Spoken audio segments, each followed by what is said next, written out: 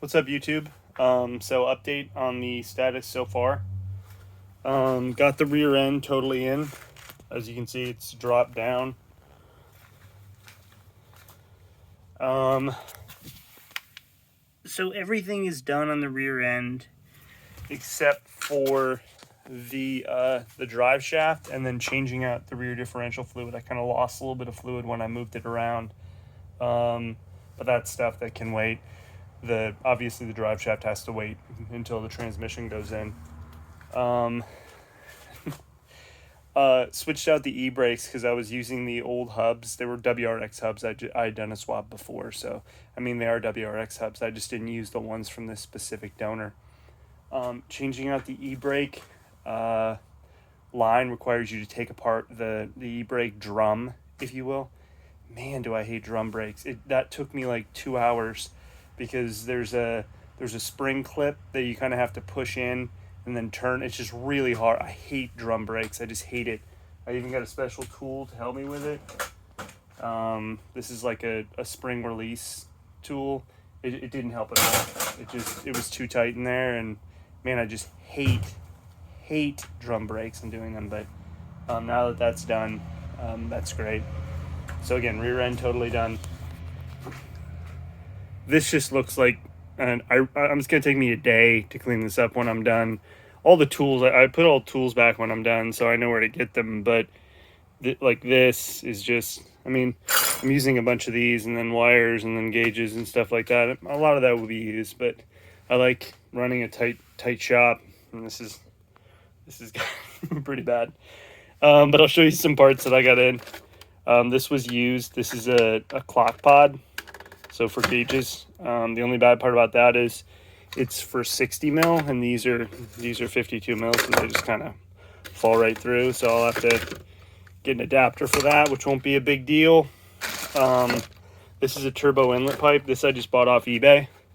Came with all the nipples and everything like that. It's 4-ply, so I'm not really worried about it like collapsing. Like, so what can happen is this can collapse, and then it won't actually get the turbo won't be able to take in any air. But that's what you have to worry about with these. But what you can actually do is to prevent collapsing or like crimping of a hose. I don't know if I've gone over this before, but you could put a hose clamp like where you think it's going to collapse or where you think it might crimp.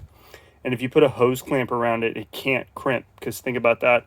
If you put a hose clamp around, it can't bend, because you see how the ends go out when I do that. But if there's a hose clamp on it, those ends can't bend. So I may put a hose clamp like right here, but I'm not really worried about it. Third thing is this little guy. This is the oil fill tube. And the reason I bought that was because stumbled upon a pretty shoddy fix that someone had done on the oil fill tube. It looks like they just used like tape to hold it in. So here's the oil fill tube. You can see when I move it here. It looks to be all right in terms of like it definitely leaked. You can tell it leaked in spots. I mean, the compression was good, and it has a fine amount of oil. I'll do an oil change before I'm done, but yeah, that's good craftsmanship right there. I mean, I half-assed stuff, but that's bad. Okay, so the next steps are to remove the motor and the transmission. I know I said it like 30 times, but that will be the next thing. I was gonna remove the U-brace here. There's a U-brace that's not on GFs. It's only on 02WRXs, so it's this piece right here. And it goes around there, and goes around there. But that can wait because a couple of the bolts are stuck. Some of the stuff is more rusty than I'd like. I've snapped a few bolts. I mean, I don't care if I'm snapping them into the frame, and I have extras. But it may have seen some time up north. Nothing like, really that rusty. Like you'll normally see like rust out here or rust in the strut tower or something like that. But yeah, nothing bad. I mean, obviously no rust on the quarter panels, anything like that. But definitely a little bit tighter than I wanted in some spots. like the U-brace here, one of the bolts, I'm letting it sit overnight with WD-40 on it because I'm like, it's really tight. So that's the update right now. Once the motor's out, what I'm going to do is I'm going to pull the motor and the transmission together, or try, and then kind of leave it on the engine hoist, just kind of maybe drop it down on something soft, and then remove the cross member, and then put the cross member in. And then once I put the cross member in, then I can drop the motor and the transmission in, and then kind of work on it from there, changing the timing belt, installing the turbo inlet, which I don't know if most of you installed the turbo inlet before on these, but it is fucking tight to install. That's like the worst job you can do. Not the worst, but I mean, it's up there. It's just, unless you take the manifold off, it's really, really hard to push that with all the nipples through that really short, or that really small area. So that'll be that. I'm going to have to reuse the my old rotors, and that is because, let me see if the camera picks it up. Yeah, you can see that there's like grooves on the rotor. Let's see if I can get a better shot of it. Yeah, half of it's groove there, and that's because it looks like it's because the brake pad was just like shot, and someone replaced the brake pads, but it was a little bit too late. So there must have been some serious grinding noise on that, but it doesn't do it now, so I'm not as concerned.